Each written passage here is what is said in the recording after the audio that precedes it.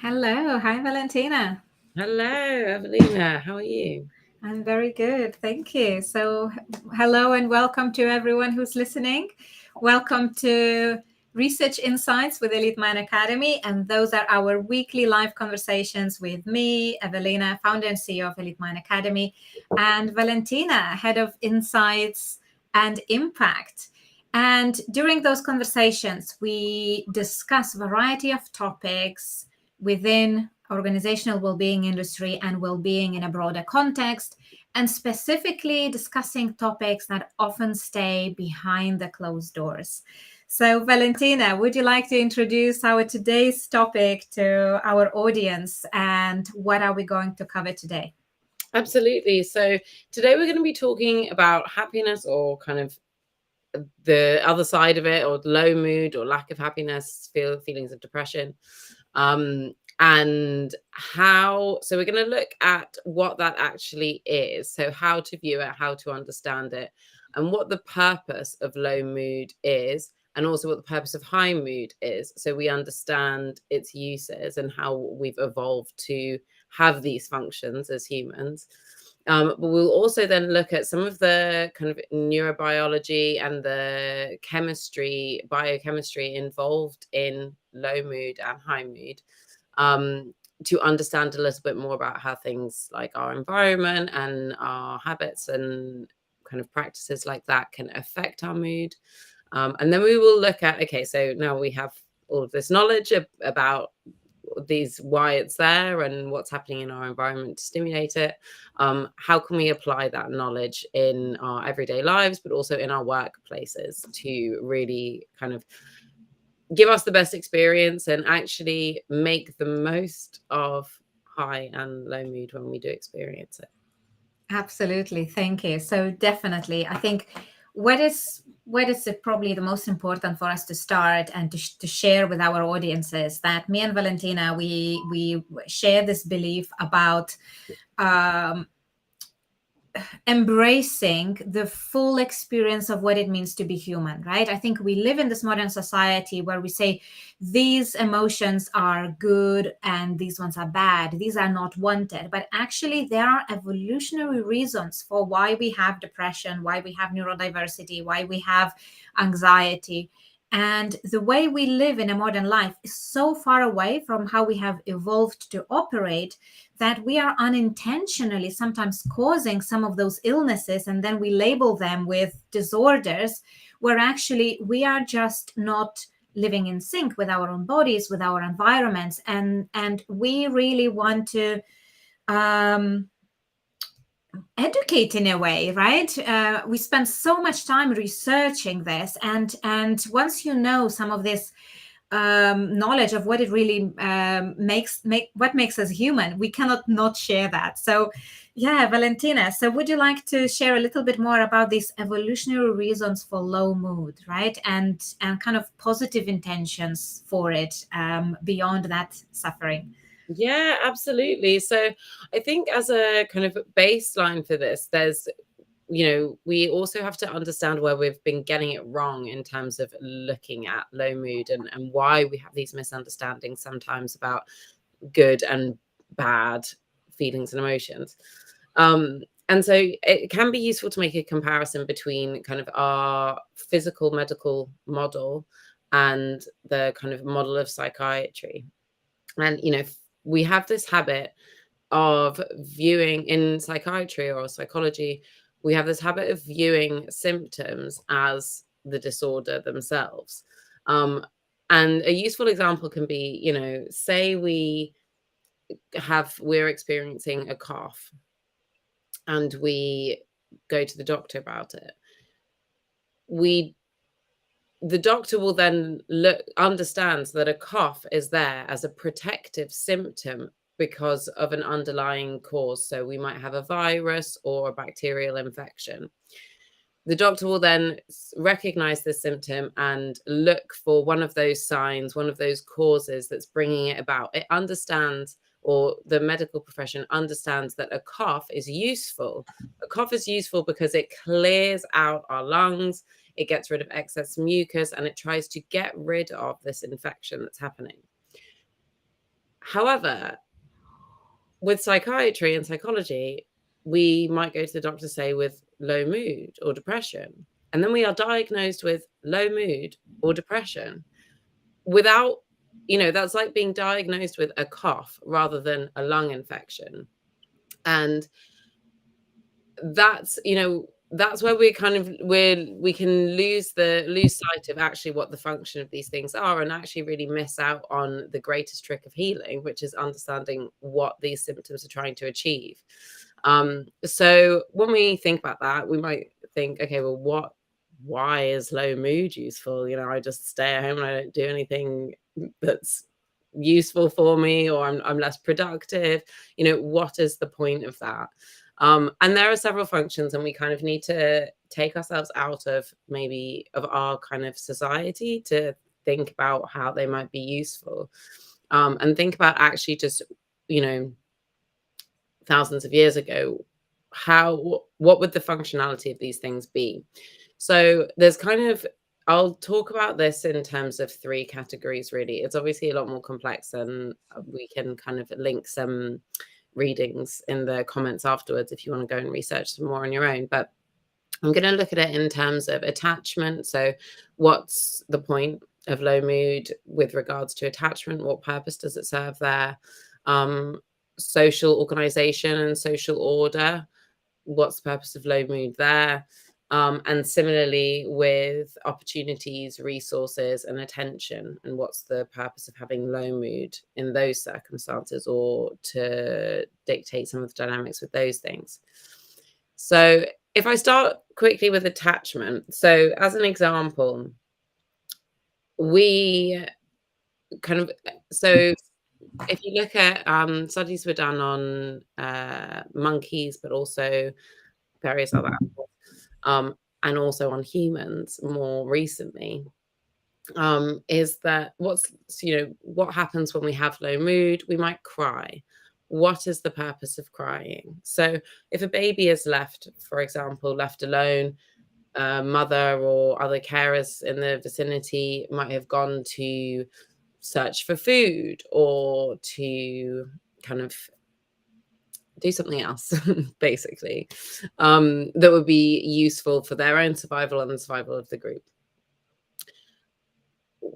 Babies, if then, say, that the mother gets lost or distracted, and the baby will be experiencing low mood, because crying will then motivate the mother or caregivers in the vicinity to retrieve the infant and to tend to their needs, which then makes them more likely to survive and more likely to live to an age and be in circumstances in which they themselves will reproduce, therefore protecting the genes. What's really interesting here is that there's also a cutoff point whereby we need to consider energy and energy expenditure. So if a baby was left for long periods, they would stop crying, because extended crying would waste energy and could also attract predators.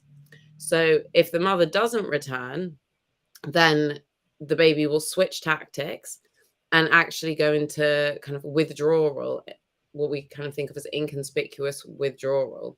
So we'll kind of detach from the mother and kind of conserve energy and not attract attention by crying because of the risk with predators, and withdraw from that and essentially conserve and wait.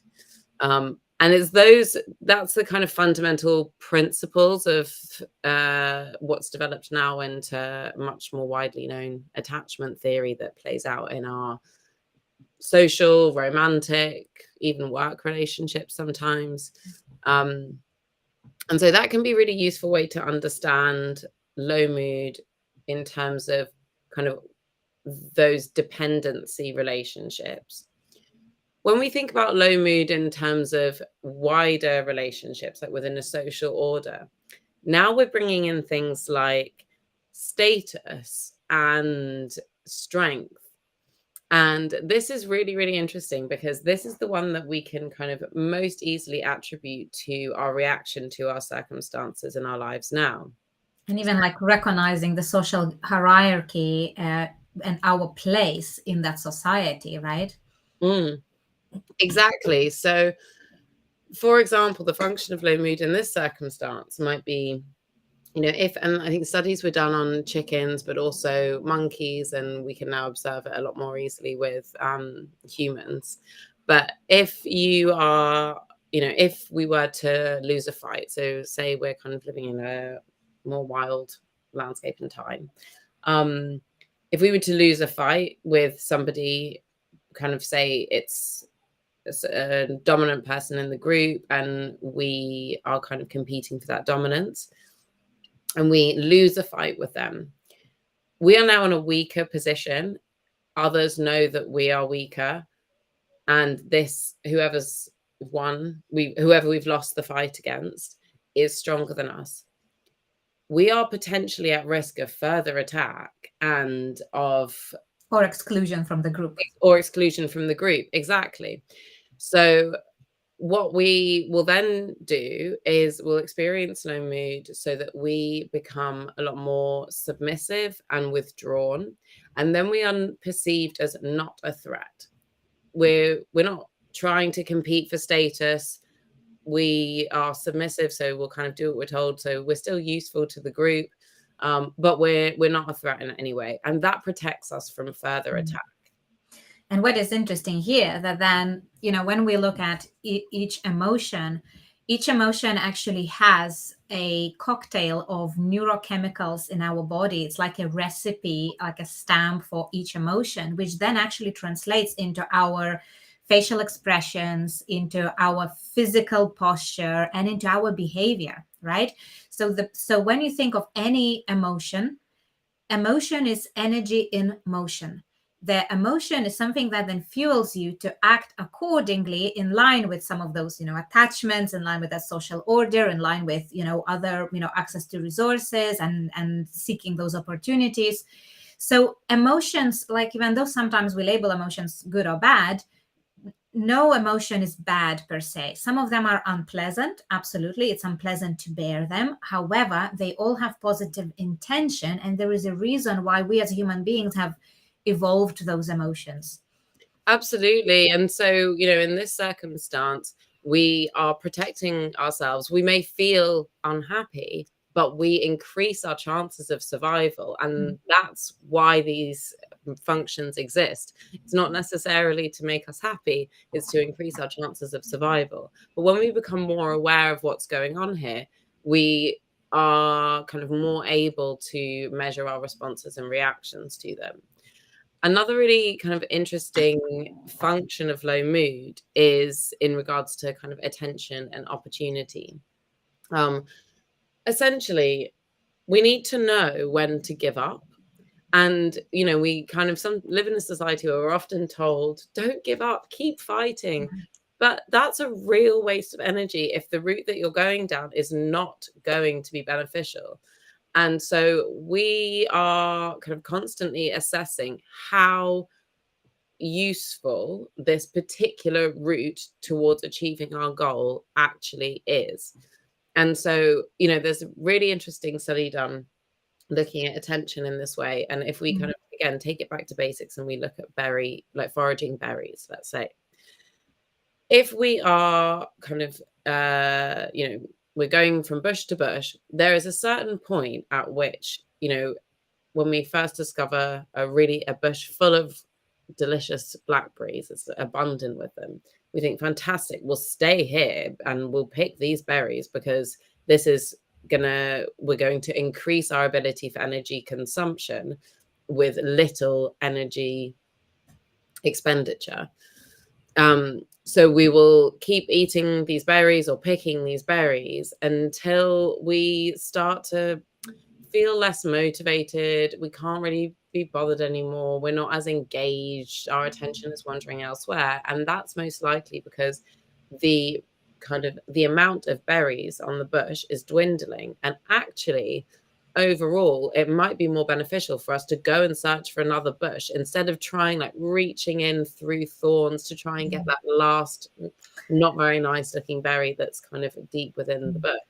And this is very interesting because this is exactly how our motivation is still governed today, right?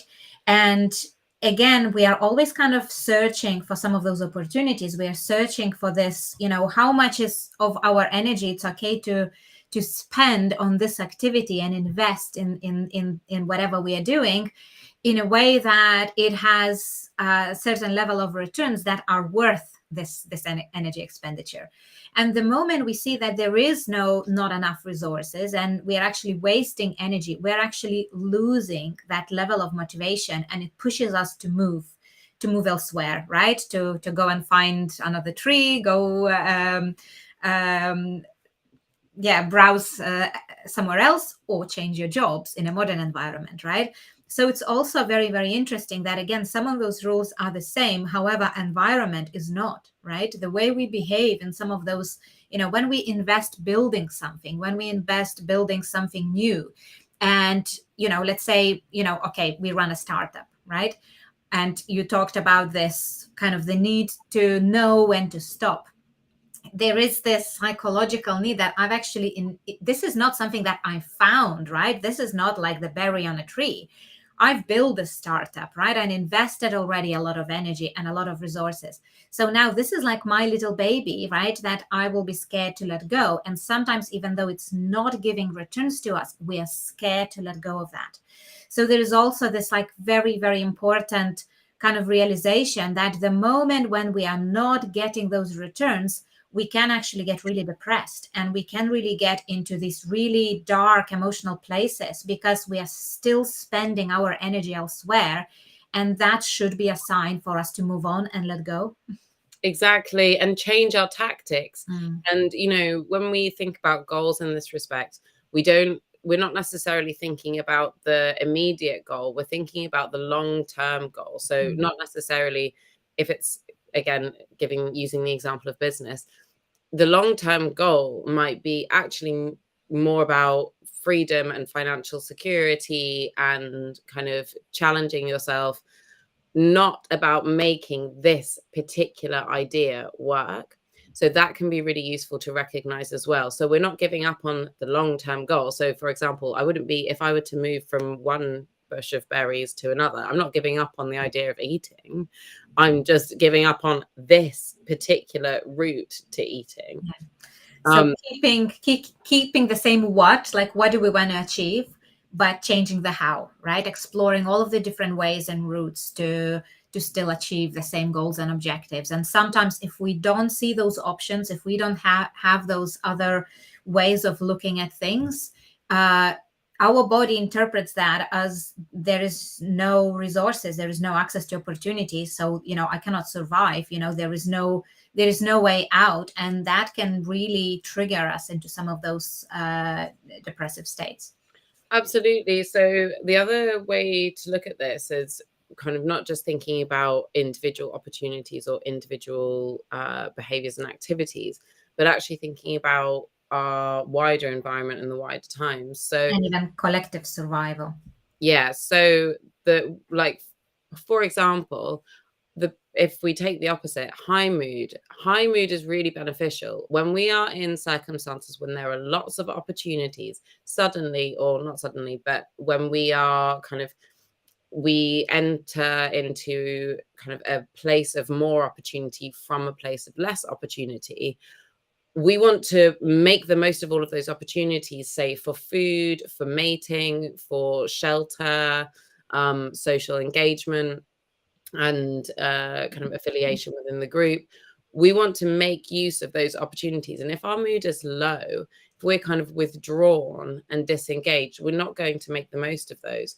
So that's when our mood will elevate, will become more extroverted, we'll have more energy, we're more likely to be motivated to maintain these behaviors and to take up these opportunities. What's really interesting here is that when the opportunities are abundant and they've been like that for a while, that's when our body says, okay, cool, we can relax. Good times, we're in good times. We don't need to make the most of every single opportunity that becomes available to us, and our mood will regulate down to a kind of more of a stasis. Similarly, when times change in the opposite way, when we have suddenly less opportunity, less resources, we're getting less rewards from what's happening. That's when we then start to experience low mood, because that prompts us to take a step back, withdraw from what we're doing, reflect, potentially look at other courses of action, and also, very importantly, conserve energy. Conserve energy. What those new courses of action might be.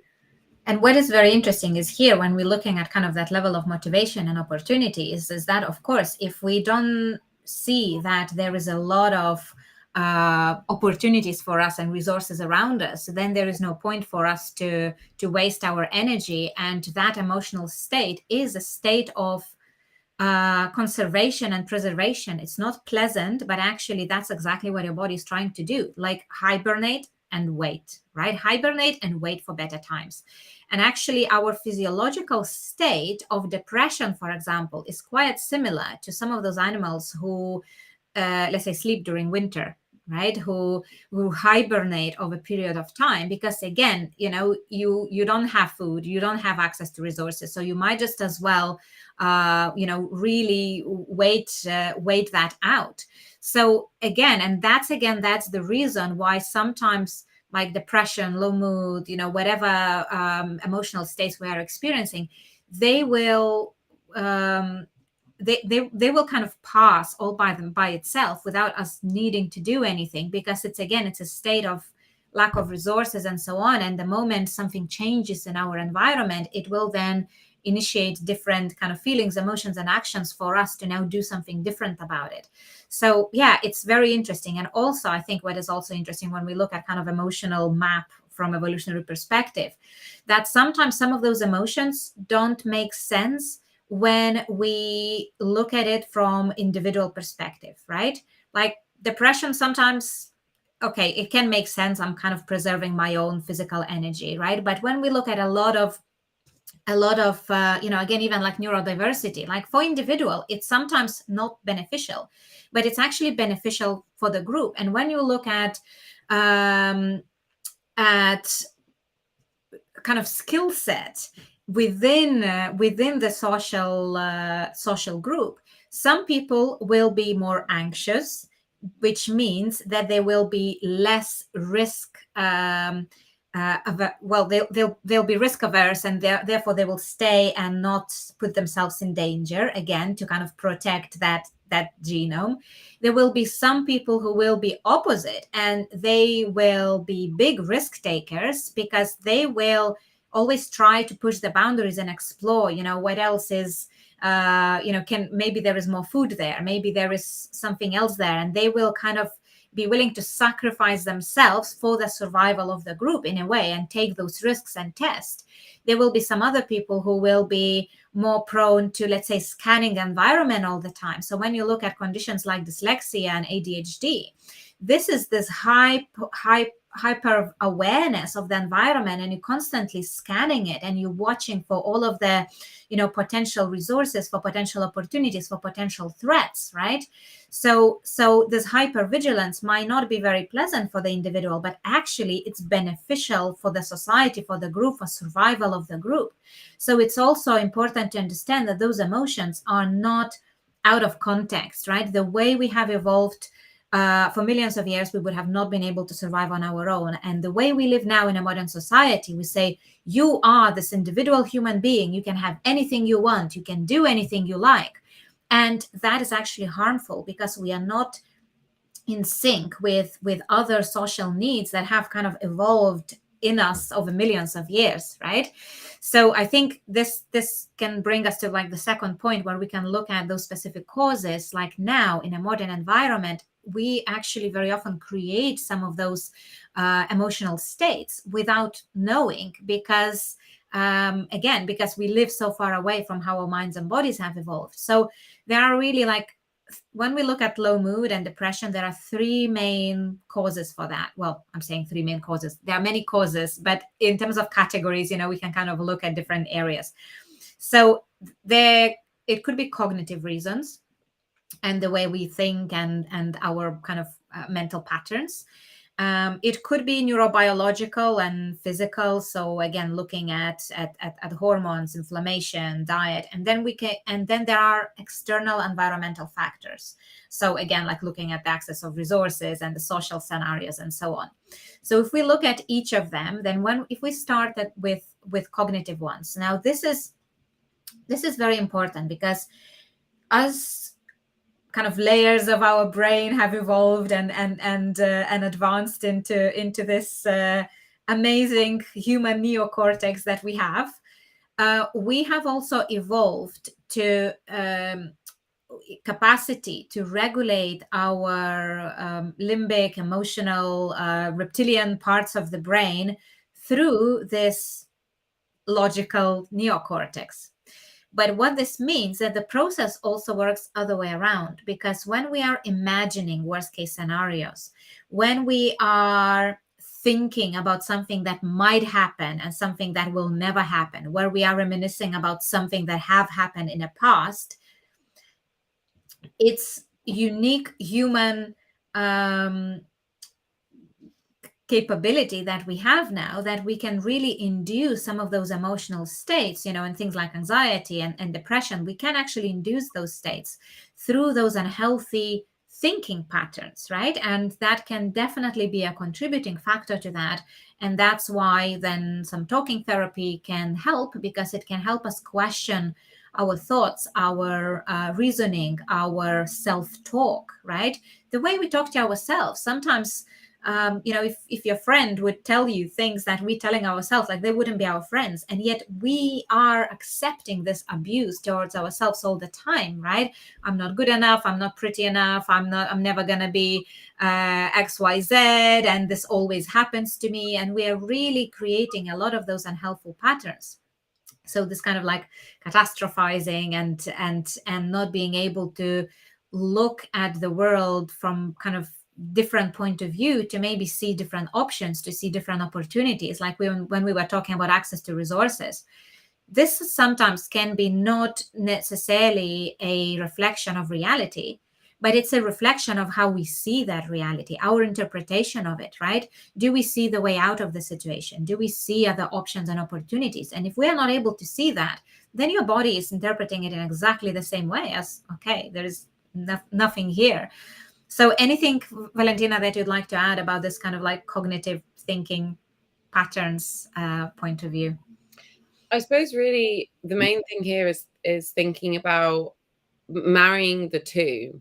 So understanding what the purpose is of what we're feeling, and actually asking ourselves, is that, does it serve me? does Yeah. it serve me? Is that what is necessary here and now? And is this something that actually I can kind of use or serve better by taking a different approach, by adjusting my perception and thinking, what the approach, the change here, the necessary change, the kind of giving up and reassessing the approach might be, I need to approach my mindset or the way I look at things in a different way. And that might actually be kind of the new course of action.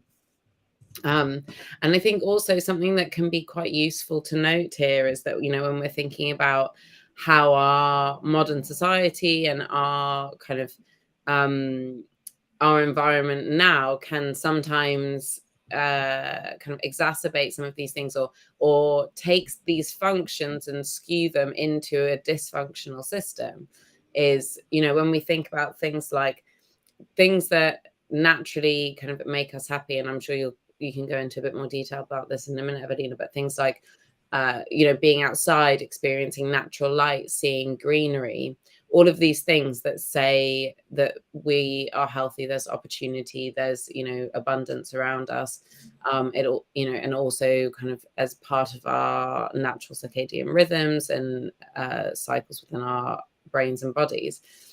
A lot of our society allows us to not engage in those processes, to not have that kind of stimulation.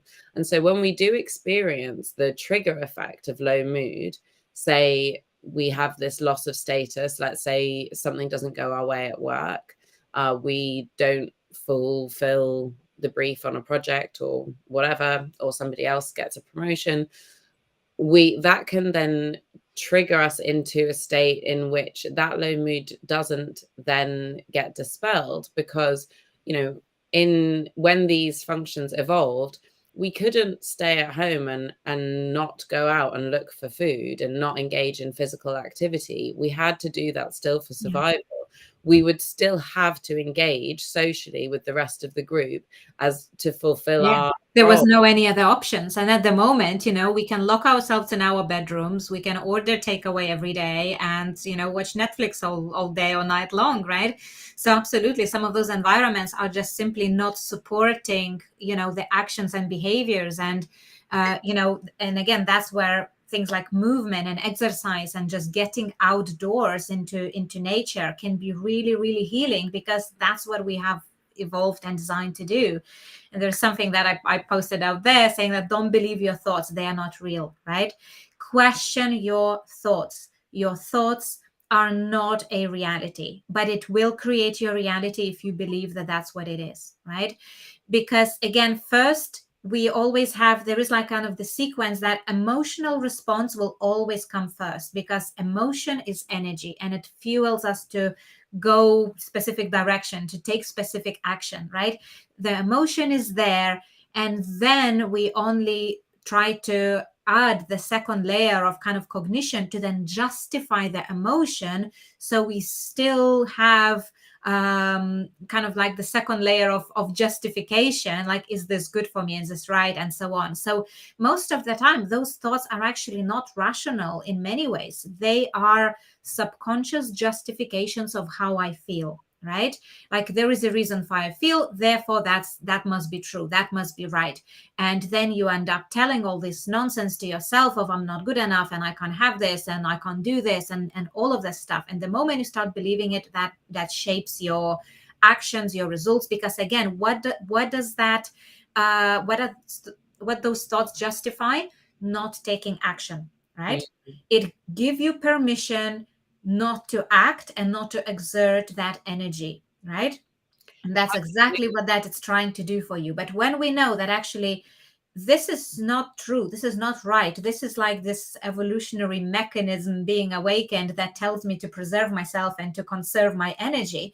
But in reality, you know what? I know that if I do move on, if I change my environment, if I do something differently, that re-triggers your neurobiological state back into this homeostasis and equilibrium, and it will restore itself if we don't get stuck in that state. So that's for cognitive and some of those kind of thinking psychological aspects of low mood. Now let's look at the physical and neurobiological aspects of it. So like we mentioned, every emotion actually has specific neurochemical cocktail recipe behind it, right? And sometimes those processes can be, again, because of the situation and because of how we feel, our neurobiology and physical state will adjust. But again, if some of those balances are not in place in our body, that can also trigger our depression and anxiety and low mood. So number one reason for this kind of low mood and vulnerability is actually inflammation in the body.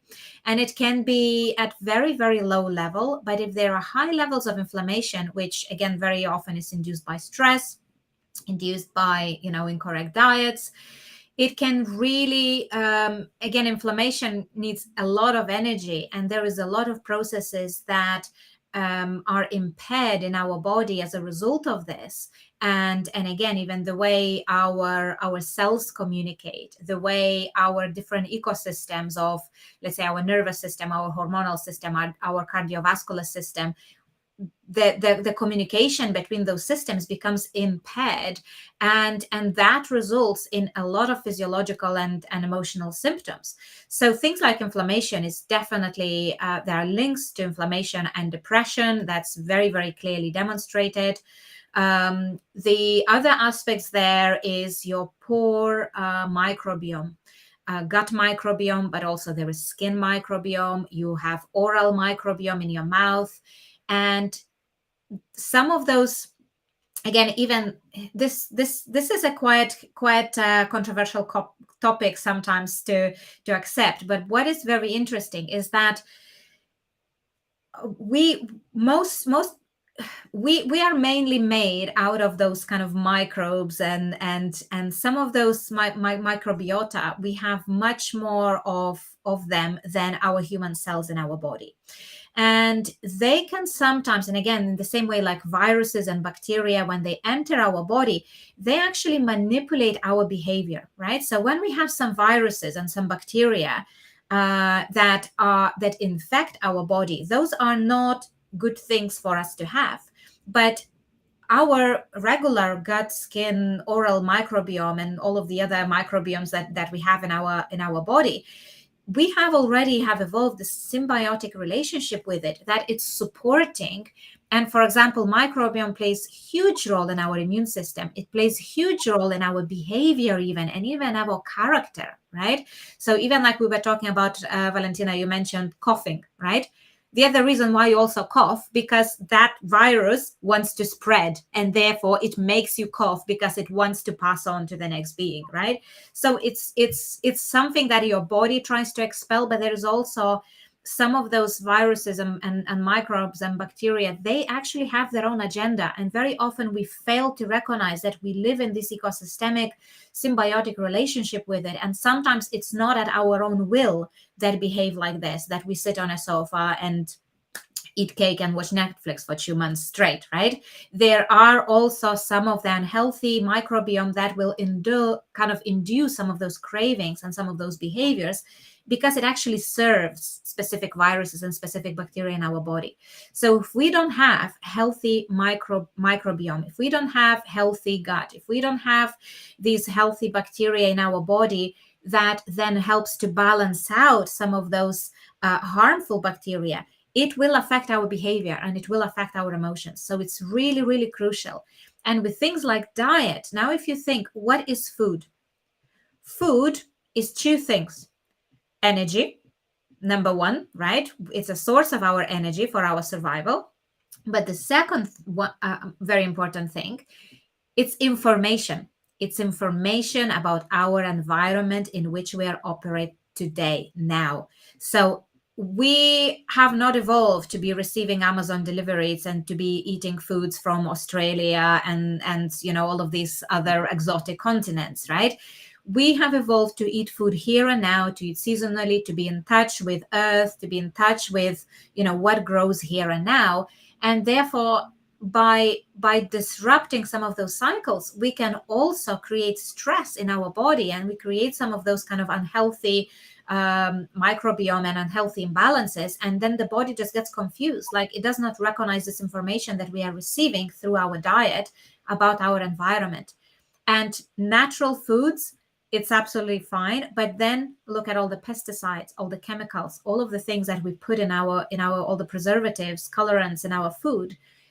What information are we giving to our body about that, right? Our body has not evolved to that point where it can recognize all of those chemicals and know what to do with them. So we are really adding a lot of load on our body, and that takes a lot of energy and a lot of damage actually, because your body doesn't know how to encode this information. There are certain things as well that lack in our diet. So for example, our soil is depleted. Like we have depleted earth by over harvesting, by not knowing how to replenish the soil, by planting different things in the same place, by letting things rot and all of those things, right? We are over harvesting everything. And as a result, there are minerals that are missing in our foods. And one of them, magnesium specifically, has a huge role in our communication of our cells, in our energy metabolism, in also our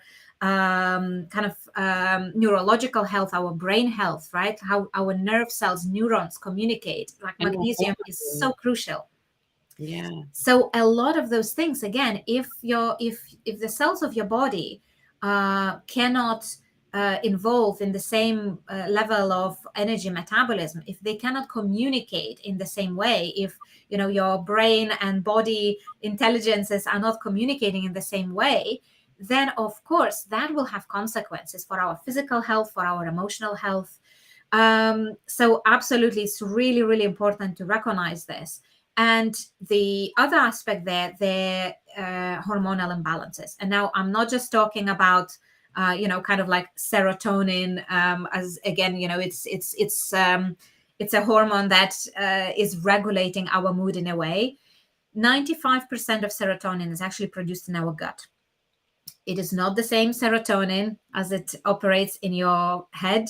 However, if we have a shortage of serotonin in our gut, that really affects a lot of other processes with our microbiome. It actually affects even our vagal tone and vagal nerve. So it's basically a highway of communication between your brain and your body, right? So that's how, let's say, your gut and your gut microbiome is communicating with the brain and how the signals are being sent. So there is a lot of other hormones that also play regulatory functions in our body. And for example, women who enter perimenopausal state, the symptoms are anxiety and depression and low mood and irritability and all of those things. However, it's not because there is, all of these other consequences that we were talking about, but again, because body doesn't know anymore how to self-correct itself, and the hormones that play this regulatory role are not there anymore, or maybe are produced in different quantities and at different times. So 42% of women actually being prescribed antidepressants, which is wrong. They should be prescribed hormonal therapy, right? So again, really understanding how all of these different ecosystems in our body link can really help us to take the right action. And yeah, so we kind of have those cognitive reasons, we have these neurobiological, physical reasons, but then there's also environmental reasons. And some of them, Valentina already mentioned, again, this kind of environment, lack of opportunities, and social hierarchy, our social status, and how we are being treated by others. But there are other things like access to nature. For example, the fact that we never walk bare feet on the earth, we don't have contact with the earth, actually has huge damaging effect on our body, because it doesn't allow body to depolarize and get rid of these unhelpful toxins. Again, we are electromagnetic beings, right? And yet we wear rubber sole shoes. We are living in this kind of cemented places and kind of high build construction areas where we don't have the contact that actually allows that energy flow in the right way. And then when you look at even the nerve cells, right, the way they communicate, it's a balance between chemical and electromagnetic stimulus, right? So there is an impulse of electricity that needs to activate to then send the signal to the next cell, which then releases specific chemicals, which then activates the electromagnetic stimulus, and it's this balance, right? So if we don't know how to maintain that, if we really kind of impede that, then again, there are all of these communications in our body that become damaged. And one of the biggest things that affect our energy and low mood is lack of sun exposure. And when we think about the sun, it's not just necessarily light. There's some amazing new research about the health, about the role of infrared light on our skin and on our body and on our cells. So infrared light, and specifically if you watch sunset, let's say, and you have this kind of reddish hue around you, it's the most helpful light to have on your body, and it's so useful to expose ourselves to that. And again, like early morning light, it's exactly the same, right? So not this like bright sun, but again, this kind of lower hue of the infrared light. And what it does, it actually it activates mitochondria in our cells, which allows it plays a huge role in metabolism of our cells and energy in our body.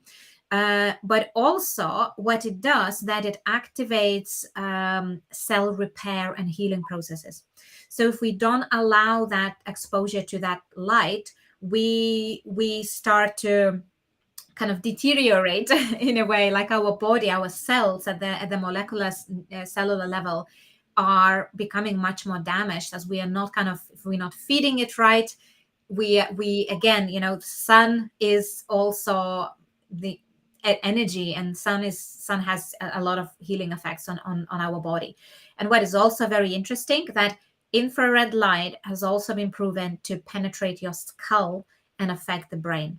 And to me, that is like mind blowing, right? To think that infrared light can do this, and it can actually even activate bones, right? So what was very interesting is that, let's say, especially older women, you have osteoporosis, and you have your bones getting weaker over a period of time. And it was only, and we could see this kind of exposure to light, which was for all these years, it was believed that it's only because it's vitamin D, and vitamin D plays a huge role in absorption of calcium in the body. But now the new research shows that actually the infrared light itself actually stimulates those cells all the way to your bone marrow, and it actually plays a huge role in repair and absorption of this energy metabolism from your food and so on, which also then contributes to even your bone and bone health, your muscle health, your metabolic health, and so on. So yeah, I've been rambling here for a lot of just I think it's just so fascinating, this research. So yeah, Valentina, so to summarize, what can we do with all of this information? What action can we take? What do we need to be aware of when we go out in the world, and take specific steps of what we can do to kind of alleviate that suffering for ourselves through our actions and through the way we live and work? Yeah, so I think, all of this information, we want to retain that. I understand that we've kind of gone over a lot of topics and we've covered a lot of different things, but trying to pull out the pieces that will actually affect your behavior is a really important point here. So remembering things like questioning your thoughts, and asking ourselves, kind of with all of this, asking ourselves what in our modern environment might be different from the environment in which we have evolved, and where we can see those disparities, those are most likely the areas that we can take effective action in. And that as a kind of guiding principle can be really useful. If you remembering all of the specifics is great, but in our day and age, you can return to this video later if you want to, and none of this is useful unless you take action, right? So exactly. Even when we look at those kind of reasons for it, we know cognitive, neurobiological, and environmental, that in itself, I think it gives a lot of knowledge about what we can do, right? We can think differently, we can question our thoughts, we can look at nourishing and feeding our microbiome, we can look at reducing stress, for example, to reduce inflammation, we can look at checking our hormonal balances and correcting that. But then again, like sun exposure and kind of infrared sauna, if you want, right? If you don't have that, and yeah. And I think, questioning the kind of motives that we often hear. So we're often told, don't go outside in the sun, and you're always protecting yourself from the sun. And like, yes, of course, we don't want to have skin damage. We don't want to be in the sun all day, every day. That's important. But you also have to understand the environment that you're in. And when we are in kind of, especially in England, where we don't get that much sun, we can't take those messages to the extreme. In our natural environment in which we have evolved, we would always have a much greater exposure to the sun to what we do living in our houses and going to offices and spending our days inside. So we do need to have that exposure to sun and our environment. So we can ask that question. Kind of Rob's mentioned in the comments, which I like, go caveman. But that's the question that we can ask ourselves, how we don't need to take it to the extreme and like never wear shoes again. But let's say you are walking around outside on grass, just take your shoes off. It's, it's worthwhile. It's, even if it's just 15 minutes on your walk or your run or whatever, these things, just those little actions really do make a difference. Similarly, if you can go and have a meeting outside, do that. Work outside for a bit if you can. If you're in a position where you can take a laptop outside, you have a garden, or you can go and sit in a park, try and do that. Take a morning walk or an evening walk. Also, things like that, I find an evening walk really useful for winding down. I struggle with sleep, and so I'm often looking for these hacks to try and kind of help me get into a good sleep. And actually being outside, something I find really useful, being outside as the sun is setting. So you're experiencing that change. You're receiving all of those signals from your environment to say, and now is the time for rest. As the sun and goes down, that red light also activates the production of melatonin. There you go. Exactly. So that's what's happening. And, we want to expose ourselves to that as much as possible and live as much as possible in harmony and kind of in closeness and intimacy with our natural environment, because all of those things will prompt the natural processes that are designed to keep us healthy and will mean that we're gaining the kind of intended functions or rewards of these processes and the reasons that they've evolved. And of course, we are both working as well-being consultants, as health coaches, and we work with our clients to also help them to find those healthy habits, establish those routines, to find, best diets and ways of working and living that are actually beneficial for your specific body. So if you have any questions, if you need any help, please feel free to reach out to me, to Valentina. We're always happy to help and support as much as we can. So feel free to reach out to us. Absolutely. Well, wonderful. So thank you very much. I think at the beginning of this conversation, it also something that Valentina was mentioning about the attachment. It would be very interesting for us also to have a conversation about different attachment styles and actually how it plays out in a working environment, in our working relationships. So stay tuned in, and we will have that topic for sure for the next time. And any other questions, or if you like any other support, please feel reach out to us, and enjoy the rest of your week and enjoy the sunshine. Definitely.